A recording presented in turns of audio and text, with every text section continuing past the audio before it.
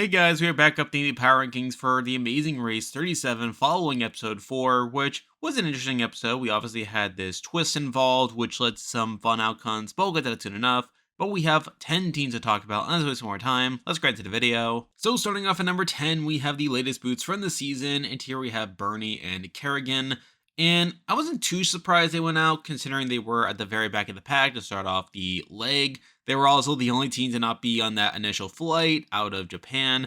And I thought at the time that it was going to lead to them being way far behind, only for there to be an equalizer. But despite the equalizer, they were still towards the back of the pack. They didn't really have much of a shot of recovering, or while they were technically able to get past Brett and Mark at the start of the roadblock, they fell behind thereafter. And they obviously got screwed over by the driver's E-twist, where they were given the most amount of work. And by the end, it made sense that they were going to go out here, as they were just way far behind the other teams by the end of it. So I'm not too surprised they end up going out here. And they were a team that, even though they got a decent amount of screen time, I felt like they were constantly underdogs, never really had that big of a shot of winning, didn't seem like that big of a threat to win the race. And obviously they're not out of the race, so because of that, they're here at number 10. And with that, we have 9 teams left in our race to talk about. And as usual, I'll be ranking them based on how lucky I think they are to win the race, based on their edit and current race position. But at number 9, the team that I believe is the least likely to win from this point on is Pops and Jeff. And I did have a debate here over whether exactly to have them. However, I decided to land them here, largely due to the race position where they ended up being second to last, even though they were actually 6th place start coming into the leg, and they were even 7th place coming to the roadblock, but they just really fell behind during the roadblock, and they even fell behind coming into the detour, where they were second to last coming into the detour. And yes, while it was pretty close by the end of it, where they had all those teams bunching up together, they were still towards the back of the pack, and even further behind compared to Melinda and Erica, where the fact that they didn't really team up with them on the way to the pit stop is a pretty bad sign there. In general, I'm not feeling that great about them at this point, and that's a big reason why I do have them here towards the bottom of number 9. Now moving on to number 8, and we have another team who I'm not feeling the greatest about at this point, and here we have Brett and Mark. And Brett and Mark just feel like these underdogs at this point, where even though they had a pretty strong start to the race, they have since really fell behind, and I feel like they have proven to be a not very consistent team, where they came into the leg actually in 5th place, middle of the pack, but then through the leg, they ended up falling behind to 7th place coming into that first task. They were getting lost on the way to the roadblock, and they were actually last to get to the roadblock. And while they got a bit of a fortunate result with the driver's seat, where they only had to do the medium amount, they still were in last place. And while they were eventually able to scrape together a 7th place finish by the end of it, where they were in the mix with all the other teams, I still feel like at this point they're not a very consistent team, and I feel like they haven't really been that big of a focus in the edit either. So at this point, not feeling too great about them, which is why they're here at number 8. Now moving on to number 7, and we actually had the team who I had at the very bottom of last week's ranking, and here we have Hun and Holden. And admittedly, I still don't feel that great about Hun and Holden. I still feel like they're not my pick to go on to win the race, but I feel like this was a better episode for them, all things considered, where from an edit perspective, they got an intro package during the roadblock, and while it felt a little circumstantial with them talking about their parents and how they wanted to give them a better opportunity, I mean, it was still something to point out. And from a race perspective, they did alright as well, where despite them coming in second to last at the beginning of the leg, they were able to make up a lot of ground, where they were 4th place coming into the destination, they were 5th place coming into the roadblock, and they were not one of the teams that had the most amount to do. They were able to eventually get to 3rd place coming into the detour, and while they did fall behind afterwards to where they only ended up finishing in 6th place, I still feel like this was a better leg for them from a race perspective, which is a big reason why I did have them above the likes of Pops and Jeff or Brett and Mark, who did finish the leg in a worse spot compared to them. But still, they're probably not my team in terms of who's going to win, and I feel like they're probably not the most consistent team in the world either, which is why they're here at number 7. Now moving on to number 6, and we have another team who I'm kind of mixed on from a edit perspective, but also from a race perspective, and here we have Melinda and Erica. And I thought this was just kind of a fine episode for them, all things considered, where they got an okay enough edit in the episode where they talked about how they ended up like outsmarting the other teams on the way to the pit stop, where despite them finishing in 8th place out of the detour, they were able to leapfrog all the way to 4th place simply due to them like finding a better route to the pit stop where all the other teams got lost. And I feel like that was pretty noteworthy there. Though I think if we were looking at their leg beforehand, it definitely was a bit more rocky, where while they did start the leg in 4th place, they did fall all the way to 8th place coming into the roadblock, and they got a bit of a lucky break with them having one of the later loads during the roadblock there, and they were able to slightly maneuver, but really a lot of their performance here comes down to that final race to the pit stop where they just got ahead of all the other teams that beat the roadblock, the detour before them. So I feel like that's something to consider. But at the end of the day, I feel like their edit is still kind of mixed.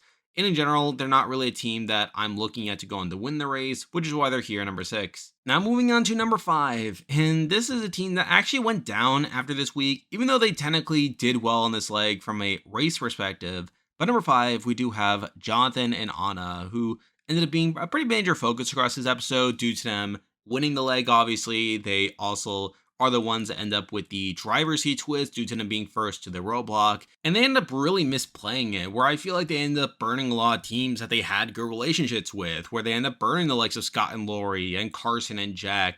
You have all the other teams like walking away from this episode feeling pretty negatively about them, and I feel like they could have definitely handled who they assigned tasks to a bit better. And considering that they ended up using the express pass immediately afterwards, I feel like that was also a pretty massive waste, where I felt like they were doing everything in their power to win this particular leg by the biggest margin possible. But I feel like in the process, they end up really burning a lot of bridges. And the fact that they burned their express pass as well just makes it harder for them to continue to be consistent moving forward. Now, yes, they are still one of the better teams from a race perspective, and I would expect them to continue to be a threat moving forward. But I feel like the fact that they really misplayed the driver's seat twist, the fact that they misplayed their express pass, and the fact that we walk away from this episode with a lot of teams being really upset at them and willing to target them, I feel like that's all pretty bad. And I feel like with how this like played out, I couldn't really have them too much higher. And I feel like with the risk of them getting U-turned in the future or otherwise being targeted, I feel like I do have to bump them down here to number 5. Now moving on to number 4, we have another team that I am expecting to continue to do well moving forward. And I feel like this leg was a fine enough recovery for them. But number 4, we do have Alyssa and Josea, who I do think made a slight recovery compared to last leg, where they obviously did pretty poorly last leg. They ended up in 7th place coming into this leg, though I think they do pretty well in terms of getting back to the middle of the pack. They're able to ride around the 4th and 5th place spots for a lot of it, and eventually they do end up finishing the leg in 5th place. And I feel like this was definitely one of their better legs, where even though they had one of the bigger workloads during the roadblock, they're able to navigate that well enough. And on top of that, you also have them getting an intro package where Josea gets to talk about growing up in Hawaii and how he is used to riding around ATVs, which felt a bit unnecessary there. Though they also get a bit of dodo content where you have them initially going to the wrong detour only for them to go back. I feel like they didn't really need to show that, but I think that was worth mentioning here. I do feel like they're definitely a solid team, though one that has been a bit mixed in terms of the edit. So because of that, I do have them here at number 4. Now moving on to number 3, and this is a team that is not doing that well from a race perspective, but I still feel like they're being highlighted a lot on the show until we have Nick and Mike. And I feel like Nick and Mike remain a pretty inconsistent team, if I'm being honest. I feel like they're by far weaker than some teams that we already talked about, where they came into this leg in 8th place towards the back of the pack. And despite them making a pretty strong recovery where they were 3rd place coming into the driver's seat and they were able to remain in the top half coming out of the detour, they end up falling behind technically due to them being part of the group. They encourage all these teams to follow them to the pit stop only for them to get lost. And they do technically finish the leg in 8th place, like sort of being part of that group. So it is kind of funny how they end up finishing in the same spot, even though they were actually doing pretty well for a lot of the leg.